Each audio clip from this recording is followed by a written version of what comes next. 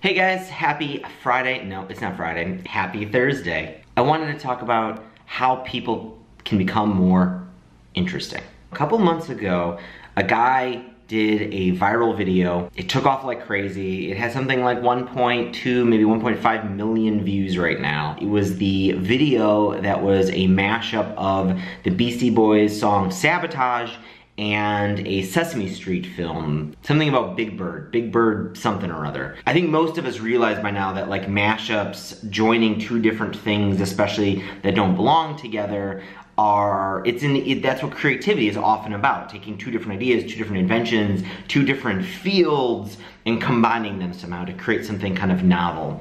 But I think there's something deeper than that about this video. I think if we look at this video just a little bit more, we see something about what made it so interesting. There was a professor of sociology at Northern Illinois University. He launched this paper in like 1971.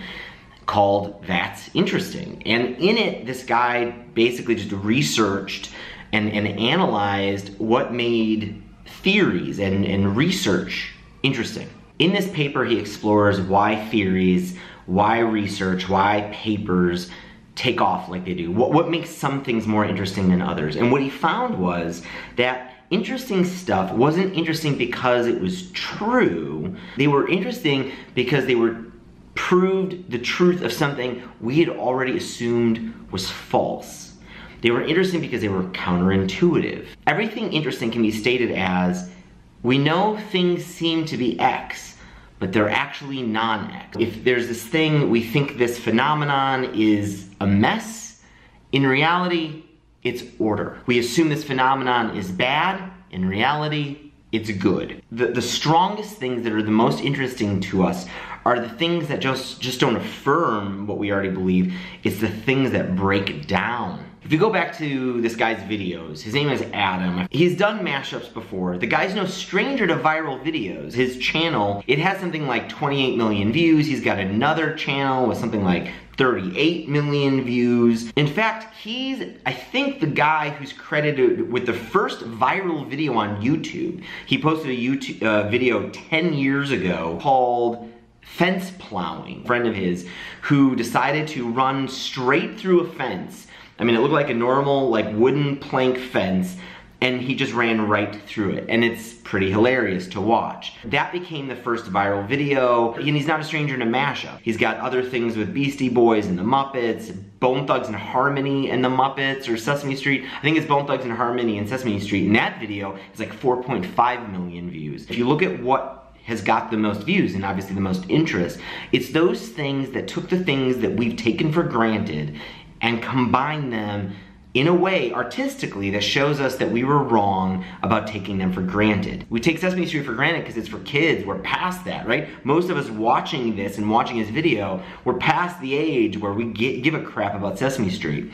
Also, the things that I think are even the most interesting are the things that combine things like the Muppets and Sesame Street, but with older songs. It's the older stuff, like Bone Thugs and Harmony, which I think is the song that he uses from like 1995 or 94.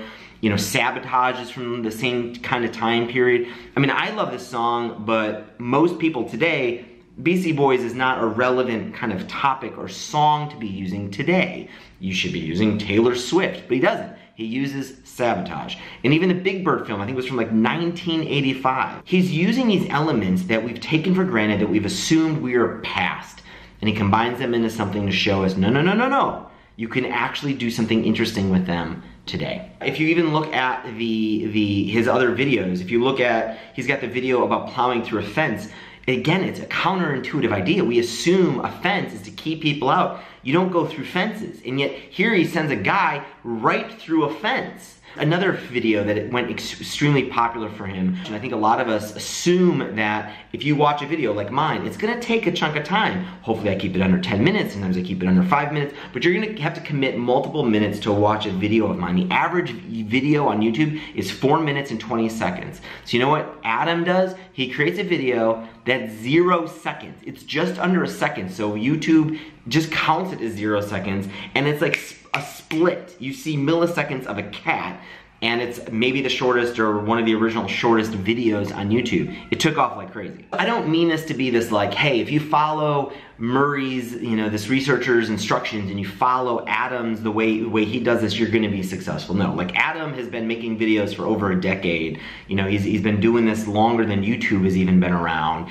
The guy's got skill, right? This isn't just like drawing a couple circles and now you have an owl. You still have to put in the work. I mean, these researchers who came up with interesting theories, they still spent quite an amount of work doing their work. But I think you increase your chances by a lot when you focus on proving something that everyone thinks is already true and proving something else. That's what makes things interesting. Focusing on that counterintuitive stuff that people are taking for granted. If you go through life and you're coming up with a book, you're coming up with a project, a business, even an article or a video, think about the things that are common, that feel like they're common sense, or they're the sacred cows, or the things that everybody just kind of assumes that that's how it works. It's not easy, it's not a piece of cake, but you rather spend time there than in just kind of stating what everybody else already knows, right? There's too many things that are just constantly like, hey, let me tell you how I feel. It's probably how you feel too, right? That stuff's not gonna spread. I hope that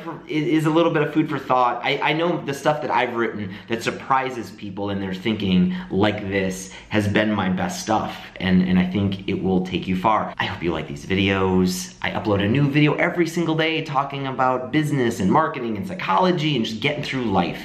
And I will see you again tomorrow, everybody. Please hit the thumbs up, share links, please subscribe. Bye.